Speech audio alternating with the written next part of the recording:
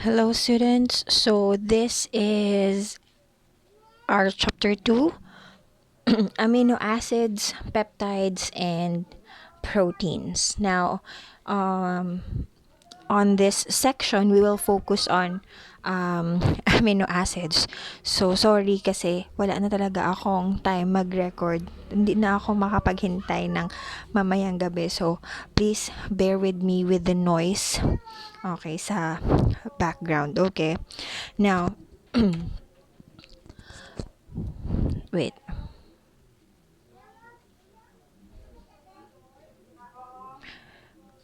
So, we know that amino acids are the fundamental building blocks from which up to 2 million or more different proteins in our bodies are made. And in this and in this lecture, we will see how amino acids are incorporated into proteins and examine the structure of those proteins.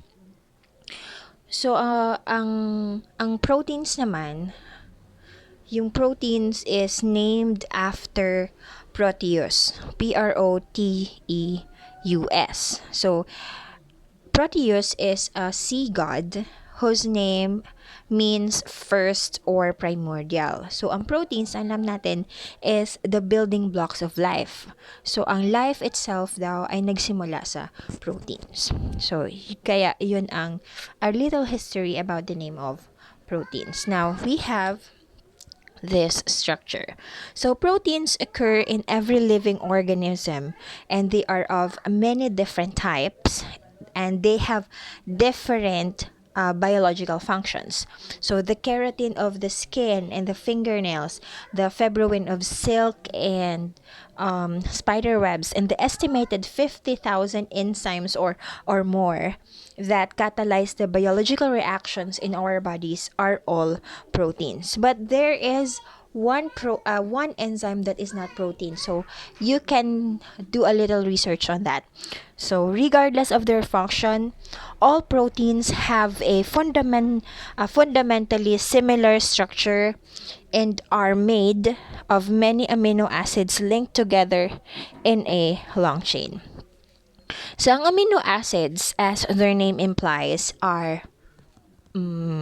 difunctional. Kita mo, amino then acid. Pero ang amino 'di ba is basic. Tapos biglang may acid, 'di ba? So amino acids are difunctional. They contain basic amino group and an acid carboxyl group. So as you can see, ito yon. Ito yung ating basic amino group and this is our acid carboxyl group. So this amino acid is alanine. Okay. So now, amino acids are known as the building blocks of proteins.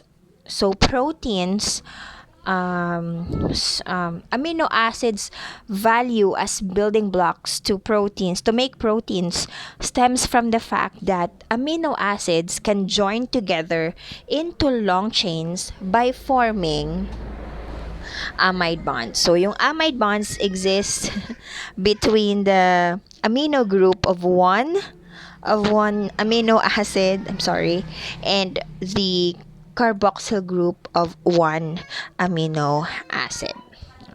Okay.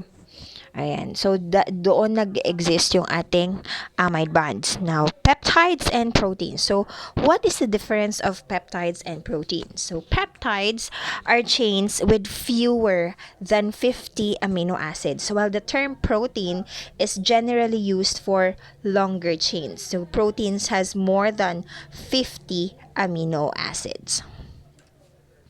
Okay, now let's have the structures of amino acids. So amino acids exist in aqueous solution sa tubig. So they primarily exist in the form of a dipolar ion. Okay, dipolar ion meaning merong dalawang charge groups. So you have this and this one. So this dipolar ion ay tinatawag ding Zwitter ion. So Zwitter ion is a neutral dipolar molecule in which the positive and negative charges are not end to end. So, yan. So, when a carboxyl group is deprotonated, ito, when a carboxyl group is deprotonated, so nawalan siya ng hydrogen, na deprotonate siya, so it exists as a carboxylate ion. Okay?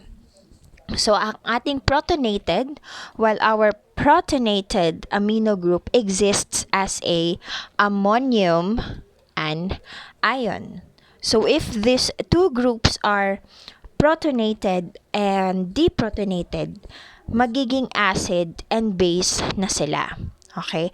Pag protonated, protonated, yan. Pag nag-exist daw na protonated, sila ay base. Ayan. Kung sila naman ay deprotonated, sila naman ay acid. So, acids donate hydrogen while bases accepts hydrogen. Ayan. So, yun. Now, let's have the characteristics of our amino acids. So, amino acids, Zwitter ions are internal salts. So, therefore, maraming mga physical properties na similar sila. Marami silang similar properties na parehas sa, marami silang similar properties ng salts. Ayan. So, they have a large dipole moment since they are dipolar. So, they are soluble in water but insoluble in hydrocarbons just like ang salt natin. And number 4, they are crystalline in form just like the salt. And they have relatively high melting points and they can react either as acids or as bases depending on the circumstances. Ayan. So, we said that proteins occur in aqueous solution and solutions exist in two kinds. Okay, meron tayong acidic and meron tayong basic solutions. So, ang acidic solution, syempre, low pH. Ayan. Pag acidic solution, low pH and marami ditong hydrogen. Ayan. So, maraming hydrogen. And basic solution is high pH, pero konti ang hydrogen. Okay. In which the OH is looking to take protons away from our molecule dissolved in a solution. So we have this in acid solution, in aqueous acid solution. An amino acid Zwitter ion is a base. Ayan. In acid solution, the amino acid acts as a base. Ito yung acid natin, ammonium in water. So, nag-act siya as a base. Nag-accept siya ngayon ng hydrogen. So, siya ay nagkakaroon ng protonation. Okay? Nag-accept siya ng proton onto its carboxyl group dito sa may OH niya. Ayan. So, mag-yield ngayon ng cation. So, nagkakaroon ng protonated amino acid. So, in base solution naman, our amino acid acts as an acid. So, siya ay nagdo-donate ng hydrogen. Okay? So, ayan. Yan. Yung kanyang isang hydrogen ay napunta dito. So, you will have a byproduct na water. So, ito magiging H2N or NH2. So, ganun siya. So now, all amino acids are alpha amino acids, meaning the amino group in each amino acid is substituent or nakakabit doon sa ating alpha carbon. Okay? Ang alpha carbon is the one next to the carbonyl group. So, ano bang sunod? Ito yung carbonyl group natin. So, ang kasunod nito ay ito. Diba? Yan. Wait. Ang kasunod nito ay ito. So, that's, ano yan, carbon yan. So, kaya tinatawag na alpha amino acids. Kasi nakakabit itong ating ammonium, amino group doon sa ating alpha carbon. Okay, so ganun din dito. Ito yung alpha carbon niya. At dito nakakabit mismo yung kanyang amino group. Okay. So, 19 amino acids are primary amines. So, there are 20 amino acids and 19 of them are primary amines. Ito yung primary amines. Ayan. Magkahiwalay yung amino group at saka yung side chain. Okay? So, ang proline, proline is a secondary amine kasi yung kanyang ang tawag nito, yung kanyang ring is kabilang ay nakakabit din doon yung ammonium, yung amino group natin. So, part of a 5-membered pyrrolidine ring yung amino group at yung alpha carbon. So, that's it. So, let's have another one. Now, some other protein and non-proteins found in some organism and in nature, respectively. Okay, so in addition to the 20 amino acids commonly found in proteins, dalawa yung